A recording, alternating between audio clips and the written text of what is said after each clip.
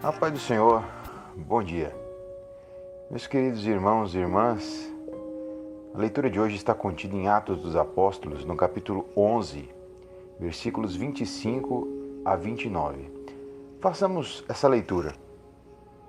E partiu Barnabé para Tarso a buscar Saulo, e achando-o, conduziu para Antioquia. E sucedeu que todo um ano se reuniram naquela cidade, ou naquela igreja, e ensinaram muita gente. E em Antioquia foram os discípulos pela primeira vez chamados cristãos. E naqueles dias desceram profetas de Jerusalém para Antioquia.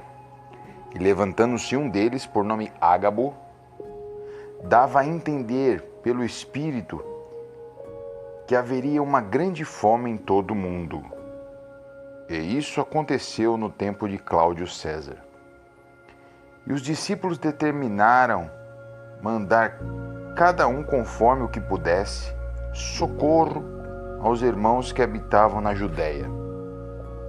O que eles com efeito fizeram, e enviando aos anciãos por mão de Barnabé e de Saulo. Eu li até o 30.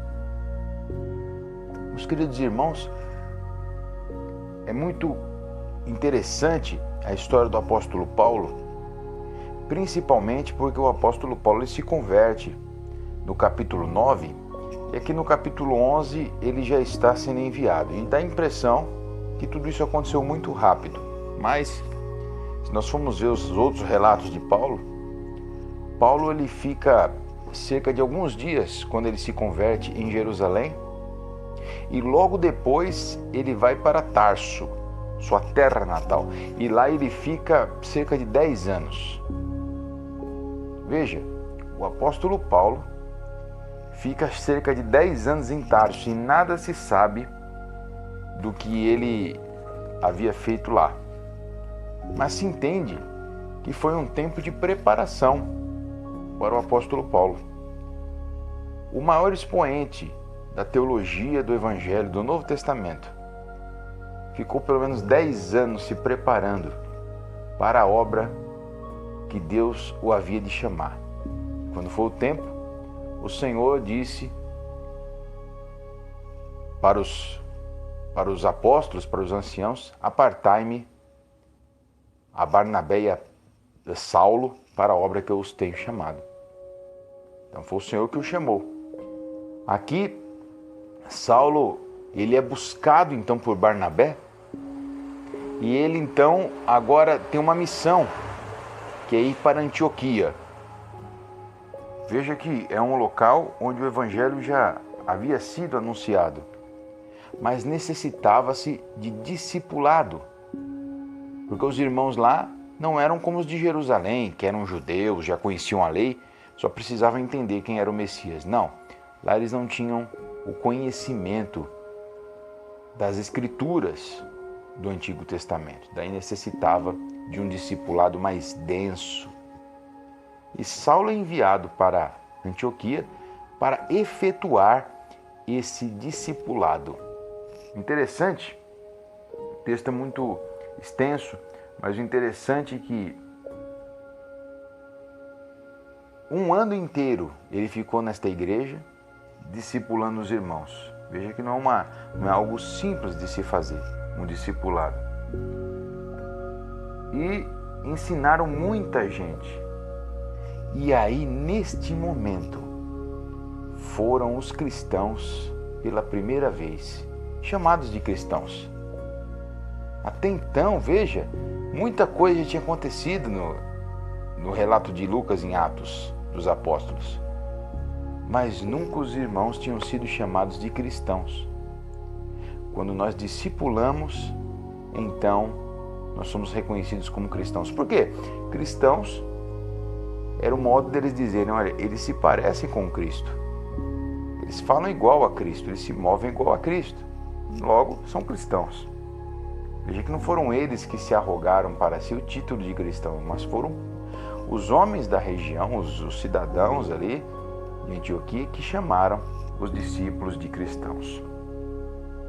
E aí diz aqui um dado interessante, que profetas desceram de Jerusalém até Antioquia, mostrando que aqueles que têm o chamado para a pregação da palavra, eles são tidos no Novo Testamento como profetas.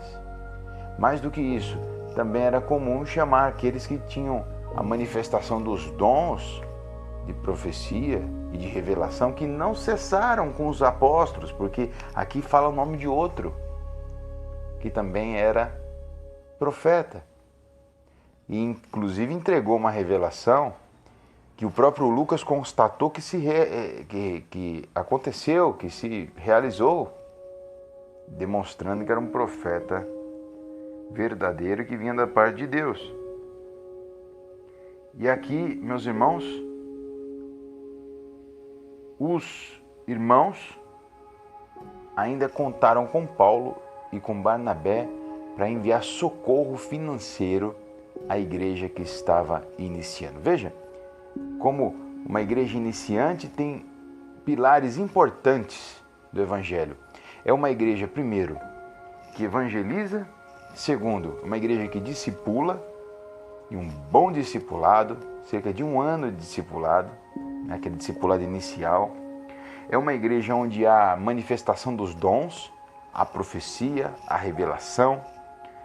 É uma igreja onde as pessoas reconhecem os membros da igreja como cristãos, como um povo diferente. Então é um bom testemunho com o povo.